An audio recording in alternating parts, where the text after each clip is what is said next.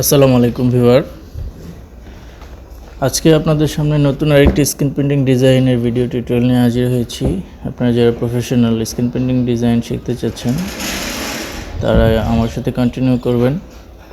তো অলরেডি মনিটরে দেখতে পাচ্ছেন আমাদের একটি প্রিন্টিংয়ের ডিজাইন, যেই ডিজাইনটি ফটোশপ ইফেক্ট সংক্রান্ত।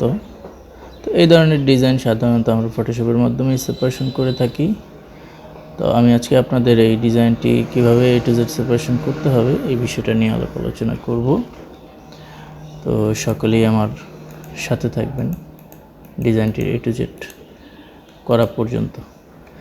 তো এর আগে আপনারা এখানে দেখেন যে আমি এটা করেছি অলরেডি, কিন্তু আপনাদের দেখানোর উদ্দেশ্যে আবার নতুন করে এটাকে রিক্রিয়েট করব। তো এটা করার জন্য আমাকে প্রথমে যে কাজটা করতে হয়েছে, আমাকে অনেকগুলো পাত করতে হয়েছে। আপনারা এই যে পাতে ক্লিক করলেই দেখতে পারেন অনেকগুলো পাত আমার এই ডিজাইনের জন্য করা হয়েছে।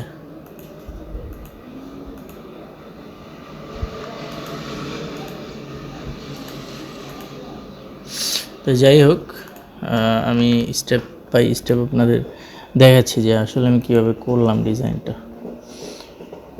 তো এই কালারটা আমি নিয়েছি হচ্ছে আমাদের এখানে পাতে। আমি যদি যাই, পাতটাকে কপি করে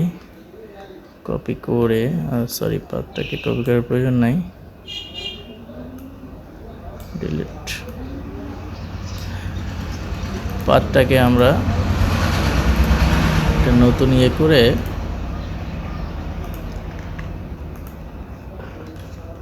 Ctrl+Shift+I দিয়ে ডিলিট করে দিব। আমি এখন যে কালারটা ধরবো সেটা হচ্ছে এই কালারটা আমি ধরার চেষ্টা করব। এখানে আমরা যেটা ধরেছি এটা আর এই ভিতরের এটা, দুইটা কালার সলিড করার চেষ্টা করব।